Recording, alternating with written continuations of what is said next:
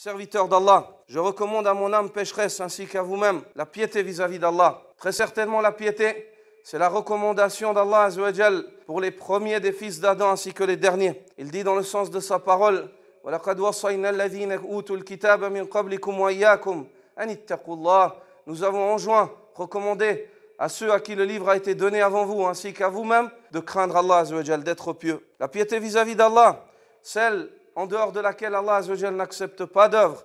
La piété vis-à-vis d'Allah, celle en dehors de laquelle Allah Azza wa Jal ne fait miséricorde à personne, si ce n'est ceux qui se parent de cela. La piété vis-à-vis d'Allah, celle au sujet de laquelle Allah Azza wa Jal ne rétribue rien, si ce n'est ceux qui s'en acquittent et la réalisent. Allah subhanahu wa ta'ala dit: Innama yataqabbalu Allahu minal muttaqin. Allah n'accepte de personne d'autre si ce n'est des pieux. Ô vous croyants, ô vous qui avez la foi en Allah Azza wa Jal, il y a très certainement une fondation, ainsi qu'un fondement par excellence. Un fondement qui fait partie du fondement de la piété. Fondement que le messager d'Allah sallallahu alayhi wa sallam n'a pas omis d'expliquer à sa communauté, de leur enseigner, de leur rappeler cela. Et notamment dans le mois de la piété, le mois de Ramadan. Ce fondement-là, c'est le fondement sur lequel la piété se base. C'est la foi et l'espoir de récompense.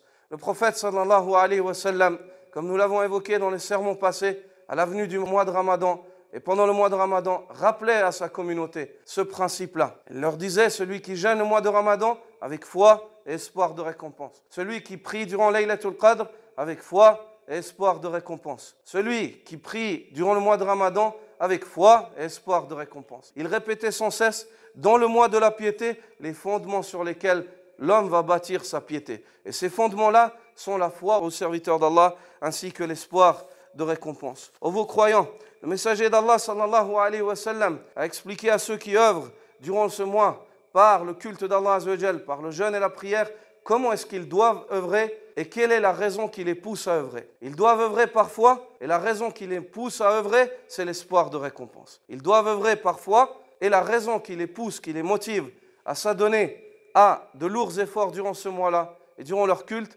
c'est l'espoir de récompense. Le fait qu'ils soient convaincus de retrouver cela auprès d'Allah subhanahu wa ta'ala. Il est primordial que le croyant s'accroche à ces deux fondements-là durant le mois de Ramadan, qui est une école dans laquelle le croyant prend ses enseignements et s'éduque, mais durant toute sa vie. Toute œuvre que l'homme fait pour Allah Azza wa Jal, il doit la faire avec foi et espoir de récompense. Il doit méditer à chaque fois au sujet de ces deux points-là, points sur lesquels repose la taqwa, celle au sujet de laquelle Allah Azza wa Jal nous informe qu'il n'accepte de personne d'autre si ce n'est des pieux, ceux qui réalisent la taqwa. Ceux qui œuvrent avec foi et espoir de récompense ont certes bâti l'édifice de la taqwa. Ils l'ont construit. Leur édifice est solide. Plus leur foi est solide et plus leur espoir de récompense est solide, plus ils seront qualifiés comme pieux et reconnus comme tels auprès d'Allah tabaraka wa ta'ala. Ceux qui œuvrent ainsi se sont emparés de tout bien. Ceux qui œuvrent ainsi sont en conformité avec le livre et la sunna. Ceux qui œuvrent ainsi se sont préparés à rencontrer le Seigneur des univers et à trouver auprès de lui la plus belle des récompenses, une récompense ininterrompue et qui n'est pas sujette à la cessation. Serviteur d'Allah, lorsque le messager d'Allah sallallahu alayhi wa sallam a évoqué la foi dans ce hadith d'une manière générale, imanan, celui qui jeûne le mois de Ramadan avec foi, il l'a évoqué d'une manière globale et générale. Ensuite, dans la foi, il a choisi une œuvre qui fait partie de la foi pour l'évoquer aussi, al-ihtisab. Le fait de chercher la récompense et d'espérer la récompense, ceci fait partie du iman à la base. Mais pourquoi est-ce que le messager d'Allah, sallallahu alayhi wa sallam, l'a choisi parmi tant d'œuvres qu'il y a dans la foi? Pourquoi est-ce qu'il l'a évoqué? Car il n'y a rien de tel pour protéger la foi de l'homme que la conviction qu'il va retourner à Allah et qu'il sera rétribué pour ses œuvres. Ceci va le pousser à se donner aux bonnes œuvres. Ceci va le pousser à s'écarter des mauvaises œuvres. Le fait qu'il espère la récompense d'Allah Azza wa Jal. Ceci va rectifier tout son iman. Plus l'homme espère retrouver Allah et plus l'homme est convaincu de retrouver ses œuvres auprès d'Allah, plus il se voit réformer et toute sa foi se voit réformer. Et quand sa foi se voit réformer, par cela nous disons qu'il réforme ses œuvres extérieures, ses actes du cœur, ses paroles et ainsi de suite. Un homme qui a la foi, qui espère, tu ne vois pas de mal de lui. Il s'acquitte de ce qu'Allah lui demande. Il réalise les ordres d'Allah Azza wa Jal. Il délaisse les interdits d'Allah subhanahu wa ta'ala. Il fait attention à ce qu'il regarde. Il fait attention à ce qu'il parle avec sa langue. Il fait attention à ce qu'il écoute avec ses oreilles. Car il sait que, comme Allah Azza wa Jal dit, « Inna as-sam'a wal basar والفؤاد كل أولئك كان عنه مسؤولا. Certes, l'ouïe, la vue et le cœur, pour toutes celles-là, vous serez interrogés. Allah Azza wa Jal te questionnera, qu'as-tu fait avec ton regard? Allah Azza wa Jal te questionnera, qu'as-tu fait avec tes oreilles? Allah Azza wa Jal te questionnera, qu'as-tu fait avec ton corps? Allah Azza wa Jal te questionnera, qu'as-tu fait avec ton cœur? As-tu désiré autre qu'Allah? As-tu jalousé les croyants? Avec ton œil, as-tu nuit aux croyants d'Allah Azza wa Jal alors qu'ils t'ont rien demandé, ils ne te doivent rien? Es-tu une personne pieuse? Es-tu une personne qui a la foi et qui espère retrouver auprès d'Allah Azza wa Jal ce qu'il fait comme acte? C'est cela l'école du mois de Ramadan, et c'est cela l'école de la piété, la foi et l'espoir de récompense aux serviteurs d'Allah. Et un homme qui espère rencontrer Allah Azza wa Jal et qui réalise cette partie de la foi par laquelle il protège toute sa foi, al-ihtisab, il se gêne lorsqu'il connaît Allah et il sait qu'il va retrouver Allah et il sait ce qu'il y a auprès d'Allah, il se gêne de désirer autre qu'Allah. Il se gêne de vendre sa religion pour un vil prix du dunya. Il se gêne de vendre sa religion pour une compagnie. Il se gêne de vendre sa foi pour un intérêt mondain. Il se gêne même de vendre sa foi par crainte. Il est prêt à payer même le prix de sa vie pour protéger la chose qui lui est la plus chère, son iman, sa foi, car il espère rencontrer Allah Azza wa Jal. Il est convaincu. يا أيها الإنسان إنك كادح إلى ربك كدحا فملاقيه. Ô toi l'homme, tu t'efforces vers ton Seigneur avec de lourds efforts. Tu vis labeur sur labeur. Sache, ne doute pas, tu vas le rencontrer. فملاقيه, tu vas le rencontrer. Sache que tu vas rencontrer Allah Azza wa Jal. Celui que tu as aimé, celui que tu as espéré, celui que tu as craint. فإنك ملاقيه. Sache que tu vas rencontrer Allah Azza wa Jal. Ne doute pas de cela. Ne doute pas de cela. Et une personne qui est ainsi est convaincu qu'Allah subhanahu, ce qu'il y a auprès d'Allah persiste et ce qu'il y a dans ce bas monde va cesser. Ils ne vont pas à l'au-delà pour un vil prix de la vie d'ici-bas. Allah Azza wa Jal dit ma indakum yanfad wa ma indallahi baq. Ce qu'il y a auprès de vous va cesser, ça va se terminer, et ce qu'il y a auprès d'Allah est éternel. Et Allah Azza wa Jal dit dans la sourate les Romains, dhalika khayrun lilladhina yuriduna wajha Allah. Ceci est bien meilleur. Les bonnes œuvres sont bien meilleures pour ceux qui désirent réellement le visage d'Allah. Une personne qui veut le visage d'Allah, il ne sait pas se lasser de la ibada. Tu ne peux pas le fatiguer dans le culte. Une personne qui veut le visage d'Allah, il ne se lasse pas de lire le livre d'Allah. Une personne qui veut le visage d'Allah, il ne se lasse pas d'écouter des rappels autour de la parole d'Allah. ذَلِكَ خَيْرٌ لِمَنْ لِلَّذِينَ يُرِيدُونَ وَجْهَ اللَّهِ. Les bonnes œuvres, tout cela est bien meilleur.